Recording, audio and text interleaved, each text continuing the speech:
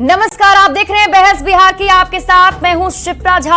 आज बहस में हम बात करेंगे केंद्रीय मंत्री गिरिराज सिंह की हिंदू स्वाभिमान यात्रा भले ही पूरी हो गई, पर उस पर सियासत लगातार तेज हो रही है। गिरिराज सिंह ने अपनी यात्रा के दौरान संगठित हिंदू, सशक्त हिंदू की खुली अपील की थी और तो और किशनगंज के एक चौक पर हनुमान चालीसा का पाठ भी किया था। गिरिराज सिंह ने मुस्लिम तुष्टीकरण का मुद्दा भी उठाया। फिर क्या था? मुस्लिम और यादवों की बुनियाद पर बुलंद राजनीति करने वाले आरजेडी के सर्वे सर्वा लालू यादव ने गिरिराज सिंह के हवाले नीतीश सरकार पर हमला बोल दिया। लालू यादव ने कहा कि गिरिराज राज और नीतीश राज में कोई फर्क ही नहीं है। तेजस्वी यादव लालू प्रसाद से एक कदम आगे बढ़ते हुए खुल्लम खुल्ला ये कहते हुए नजर आए कि मुस्लिम भाइयों की ओर किसी ने आंख उठाकर भी देखा तो ईंट से ईंट बजा देंगे। तो इस पर गिरिराज सिंह ने फिर पलटवार किया और पलटवार करते हुए कहा कि अगर ईंट से ईंट बजाएंगे तो हम भी झाल बजाने के लिए नहीं बैठे। ऊपर से गिरिराज सिंह ने लालू प्रसाद और तेजस्वी यादव पर ही आरोप लगाते हुए कहा कि ये बाप और बेटे माहौल खराब कर रहे हैं। बिहार की राजनीति अभी तवे की तरह गर्म हो गई है और ये सब तब हो रहा है जब बिहार में उपचुनाव हो रहा है। और देखिए, राजनीति में टाइमिंग का बहुत महत्व होता है और इसीलिए हम पूछ रहे हैं कि उपचुनाव की लड़ाई हिंदू मुस्लिम पर आई। इसी पर आज हम करेंगे बहस। हमारे साथ एक बड़ा गेस्ट पैनल जुड़ा हुआ है। सबसे पहले मैं आपसे उनका परिचय करवा देती हूं। हमारे साथ नीरज कुमार जी, बीजेपी प्रवक्ता, जुड़े हुए हैं। हमारे साथ कांग्रेस प्रवक्ता शिशिर कौंडिल्य जी जुड़े हुए हैं।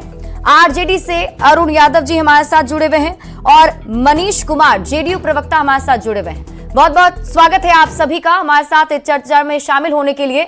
लेकिन आप लोगों से मैं चर्चा की शुरुआत करूं उससे पहले दर्शकों को इस पूरे मुद्दे को समझाने के साथ साथ हम आपको यह भी बताएंगे कि आज की जो बड़ी बहस होने जा रही है उसमें हम कौन कौन से बड़े सवाल पूछने वाले हैं। क्योंकि बिहार में जिस तरीके से राजनीति गरमाई हुई है और एक दूसरे पर आरोप प्रत्यारोप का दौर जारी है और खास करके गिरिराज सिंह इस पूरी राजनीति के केंद्र में है, तो साथ ही साथ उपचुनाव के पास जो है बिहार पहुंचा हुआ है और कुछ दिनों के बाद उपचुनाव भी बिहार में होने हैं। तो ऐसे में कई सारे सवाल हैं कि लालू प्रसाद ने क्यों कहा गिरिराज राज और नीतीश राज में अंतर नहीं है।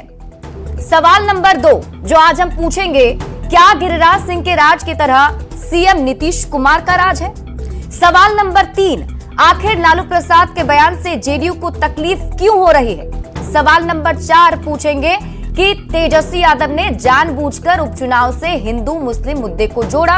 और सवाल नंबर 5, क्या हिंदू मुस्लिम का मुद्दा उपचुनाव में सबसे बड़ा मुद्दा रहने वाला है? इन्हीं सवालों के साथ हम शुरुआत करने जा रहे हैं अपने बहस की। और सबसे पहले नीरज कुमार जी आपके पास आते हुए, क्योंकि बड़ा आरोप तेजस्वी यादव ने आप पर ही लगाया है। उनकी तरफ से कहा गया है कि बीजेपी उपचुनाव में हार रही है, इसी वजह से बीजेपी हिंदू मुस्लिम की राजनीति कर रही है। नीरज जी, दरअसल मसला यह है कि उपचुनाव बिहार में आ गया है, 4 उपचुनाव है और राजद के पास बोलने के लिए कोई मुद्दा नहीं है, कोई विषय नहीं है। तो ये हर बार की तरह अनाप शनाप सामाजिक सौहार्द बिगाड़ने की बात करना ये पिता पुत्र शुरू कर दिए हैं। लेकिन बिहार की जनता अब समझ चुकी है। देखिए, आप याद करिए ना, इस तरह की भाषा का ये प्रयोग करते हैं, लेकिन सच्चाई क्या है? सच्चाई यह है कि जब से मोदी जी पीएम बने देश में एक दंगा नहीं हुआ। जब से माननीय नीतीश कुमार जी मुख्यमंत्री बिहार के बने एक इस तरह का दंगा नहीं हुआ। ये लोग हमेशा प्रयास करते रहते हैं कि दंगा भड़काएं, लोगों को उकसाएं, लेकिन अब ये कामयाब नहीं होने वाले। जनता इनके सारे चालों को समझ चुकी है और मुस्लिम भी समझ चुके हैं कि राजद सिर्फ और सिर्फ वोट बैंक की तरह उनका इस्तेमाल किया। एक पंचर बनाने वाले से आगे उनको नहीं बढ़ने दिया, उनके उत्थान के लिए, उन्नयन के लिए कभी कुछ नहीं किया। इसलिए वो भी उनके बहकावे में नहीं आने वाले। और ये दोनों पुत्र का काम रह गया है सुबह सुबह उठना, झूठा ट्वीट करना, कोई झूठा बयानबाजी कर देना, अफवाह फैलाना। और इसी काम में देखिए, भागलपुर में किसके सरकार में मुस्लिमों की इतनी हत्या हुई थी, हजारों की हत्या हुई थी दंगे में? लालू जी की सरकार में हुई थी। नीतीश सरकार में कहाँ कोई दंगा हुआ? ठीक है नीरज जी, मैं आपके सवालों का जवाब अरुण जी से भी लूंगी, लेकिन उससे पहले एक बार बयान सुना देते हैं दर्शकों को जो आज की बिहार में राजनीतिक बयानबाजी हुई है।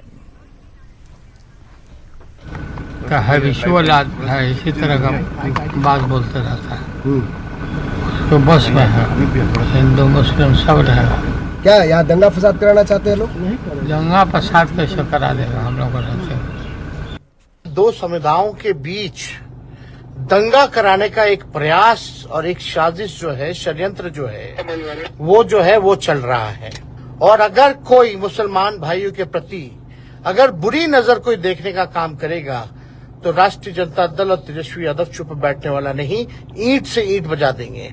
आप अगर ईंट से ईंट बजा देंगे तो दूसरा झाल बजाएगा कि दूसरा भी तो आपसे कहेगा।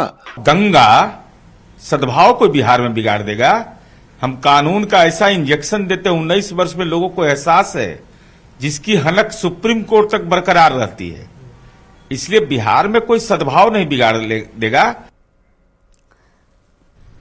तो ये बयान सुन लिया आपने और हमारे साथ आरजेडी की प्रवक्ता अरुण जी जुड़े हुए हैं। अरुण जी, सबसे बड़ा सवाल तो आपसे यही है कि आज तेजस्वी यादव ने कहा कि मुस्लिम भाइयों की तरफ अगर कोई देखेगा तो ईंट से ईंट बजा देंगे, लेकिन आप भी तो हिंदू मुस्लिम ही कर रहे हैं सर। आप लोग की तरफ से ये क्यों नहीं कहा गया कि किसी भी समुदाय की तरफ अगर ऐसी नजर से देखा जाएगा तो ईंट से ईंट बजा देंगे?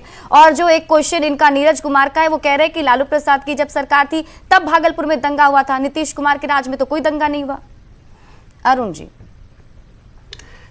शिप्रा जी, आपके सवालों का जवाब देने के पहले मैं आपके यादाश्त को मजबूत करने का आपसे आग्रह करेंगे। आपने जो इंट्रो में कहा कि लालू यादव जी यादव और मुस्लिम की बुनियाद पे राजनीति करते हैं, बिल्कुल गलत आपने कही और आप अपने यादाश्त को मजबूत कर दीजिए। आप एमओआई समीकरण लालू प्रसाद यादव जी, एक मिनट, ठीक है, अब सुन लीजिए ना, अब सुन लीजिए शिप्रा जी, बेचैन मत होइए।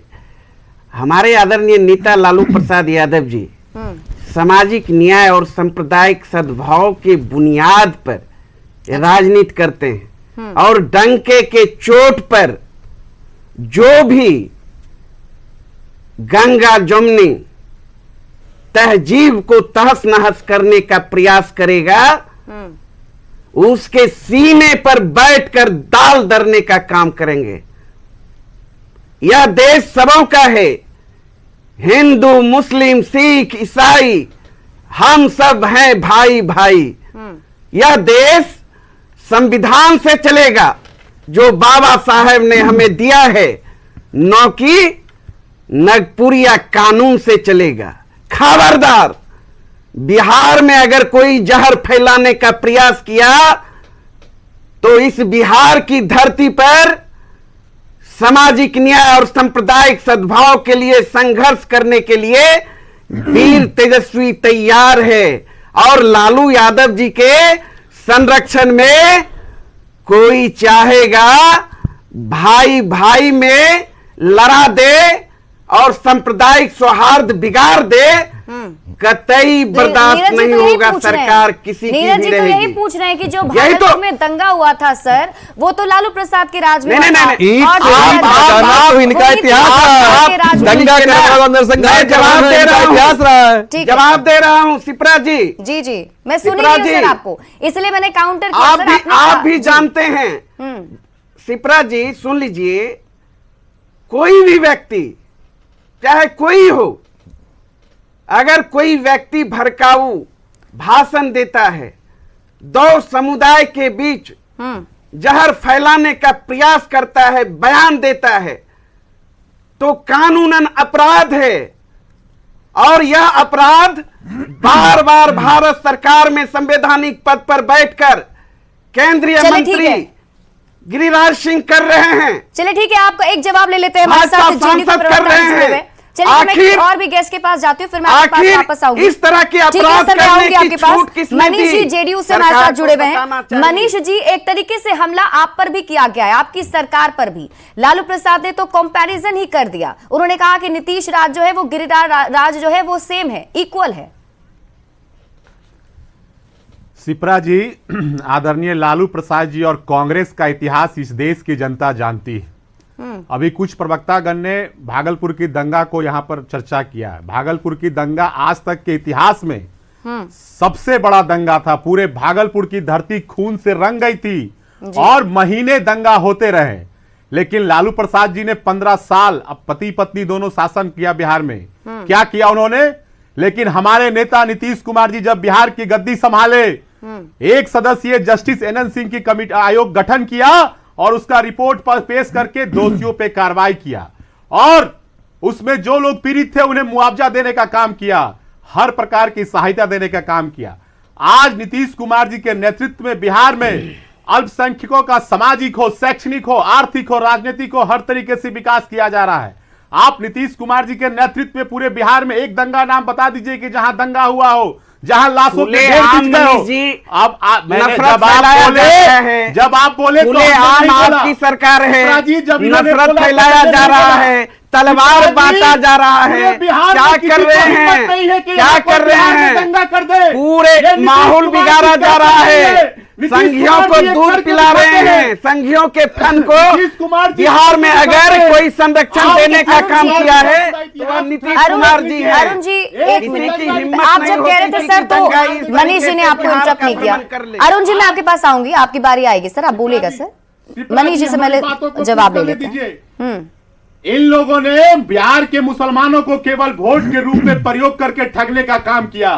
आज आदरणीय नीतीश कुमार जी पूरे बिहार में अल्पसंख्यक छात्रावास योजना चला रहे हैं, अल्पसंख्यक आवासीय विद्यालय खोल रहे हैं, अल्पसंख्यक उद्यमी योजना दे रहे हैं। आज पूरे बिहार में कब्रिस्तान, हजारों कब्रिस्तान की घेराबंदी आदरणीय नीतीश कुमार जी ने किया। मस्जिदों का विकास हमारे साथ कांग्रेस के प्रवक्ता भी जुड़े हुए, कांग्रेस शिशिर जी हमारे साथ जुड़े हुए। शिशिर जी के पास एक बार चल लेते हैं, उनसे मैं एक बार जवाब ले लूं सर, फिर मैं आती हूँ आपके पास। हम कामों की बात भी करेंगे, मैं आती हूँ सर आपके पास। शिशिर जी, मनीष जी साफ तौर पर ये दावा कर रहे हैं कि हमारी सरकार ने जितना मुस्लिमों के लिए काम किया उतना तो आप लोग की सरकार ने काम कभी किया ही नहीं, ना लालू प्रसाद ने किया, ना कांग्रेस ने किया। सिर्फ आप लोग वोट बैंक की तरह उसका इस्तेमाल करते रहे, सीधा आरोप लगा रहे हैं आप पर। देखिए दरअसल क्या है शिप्रा जी, मैं सबको सुन रहा था, बीजेपी के प्रवक्ता को भी सुन रहा था और जेडीयू के उस प्रवक्ता को भी सुन रहा था जो आंखें तरेर कर बातें करने के लिए प्रसिद्ध हैं।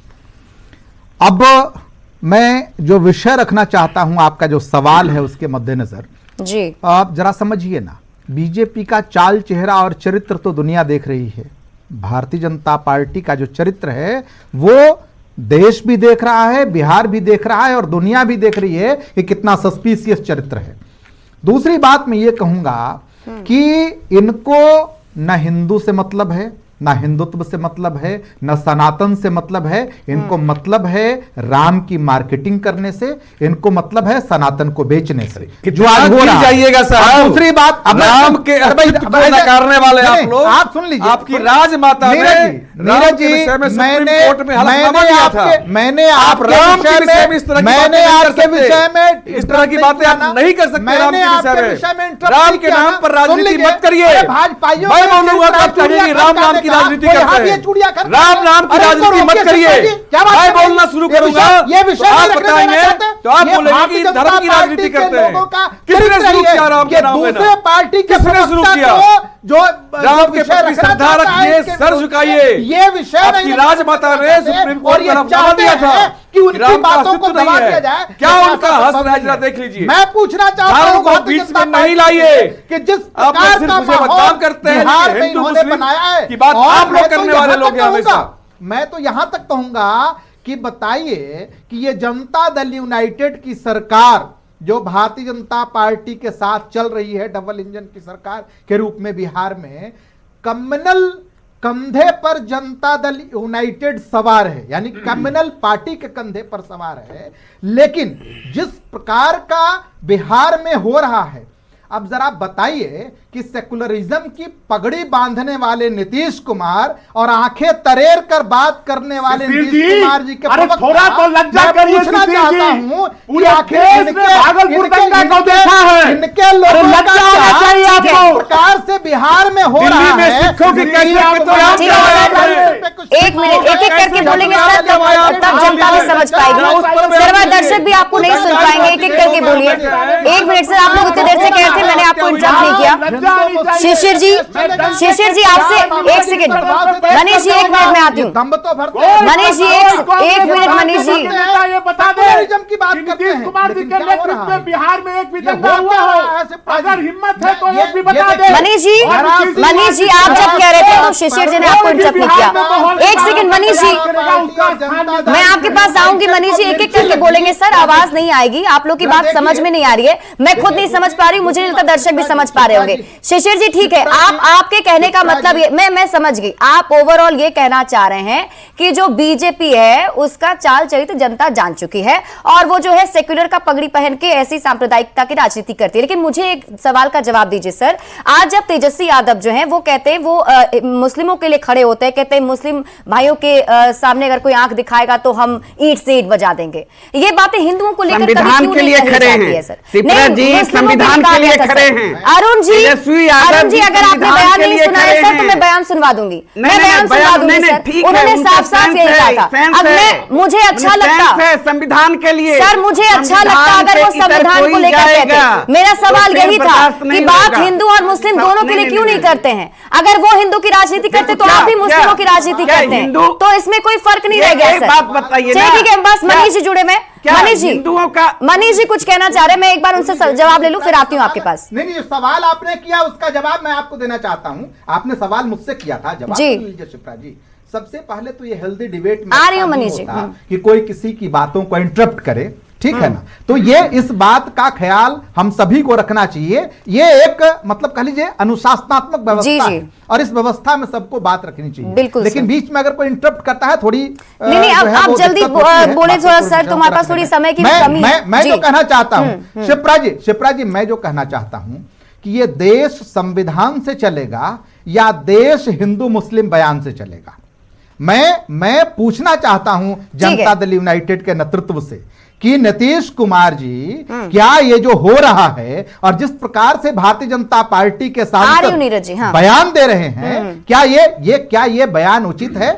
ठीक है, तो इस प्रकार की चीजें जो हो रही हैं, तो सर वही बात है ना, एक साइड का बयान गलत है। अगर वो हिंदू हितों की बात करते हैं, एक सेकेंड सर, वो हिंदू हितों की बात करते हैं, अगर बीजेपी वाले हिंदू हितों की बात कर रहे हैं या गिरिराज सिंह कर रहे हैं तो वो गलत है। अगर तेजस्वी यादव मुस्लिम की बात कर रहे हैं कि आंख दिखाया तो ईंट से ईंट बजा देंगे तो सही है। ये बातें समझ में नहीं आती सर। कहां ले जा रहे हैं शिप्रा जी? एक बार मनीष जी के पास चलते हैं और सही जी। मनीष जी नहीं है, चलिए मनीष जी से आपके सवाल का जवाब लेना चाहता हूँ। चलिए ठीक है, मैं मनीष जी से जवाब ले लेती हूँ, एक बार फिर आती हूँ सर आपके पास।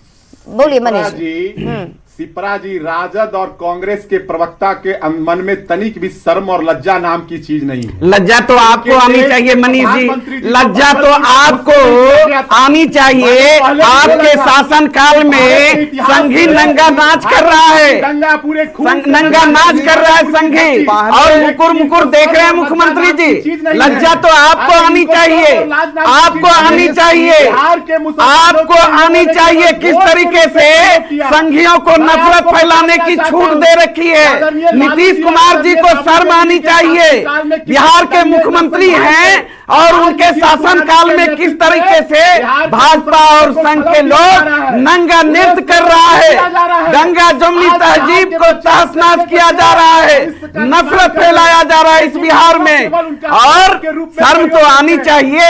क्या कर रहे हैं मुख्यमंत्री जी? थोड़ा सा भी शर्म करिए और ऐसे दंगाइयों पर लगाम लगाइए, कार्रवाई करिए, और कार्रवाई करने के बदले चुपचाप मौन होकर तमाशा देख रहे हैं। चले ठीक है सर, लेकिन आप जिस एक सेकंड सर, फिर से मेरा रिक्वेस्ट होगा। अभी आप ही लोग कह रहे थे सर, अभी आप ही लोग कह रहे थे कि हम डिबेट में शामिल हुए हैं, एक एक करके बात रखेंगे तो ही समझ में आएगा। अरुण जी एक सेकंड, आप ही लोग अभी कह रहे थे कि एक एक करके बात करेंगे तो समझ में आएगा। अरुण जी मुझे बताइए कि अगर ये पूरी यात्रा हुई, उस यात्रा के दरमियान कहां कुछ ऐसा हो गया जो आप लोग कह रहे हैं कि दंगा हो गया तो आप लोग को कंट्रोल करना पड़ेगा, ये करना पड़ेगा, कहां ऐसी व्यवस्था आपको ऐसी चीजें दिखी जहां आप क्या यात्रा निकालना गलत नहीं है? जन सरोकार से जुड़े मुद्दे को लेकर यात्रा निकालिए, 17 साल से एनडीए की सरकार बिहार में है, आप बताइए कितना रोजगार दिए। ठीक है। केंद्र में गिरिराज सिंह जी आप मिनिस्टर हैं, आप बताइए आपने क्या किया।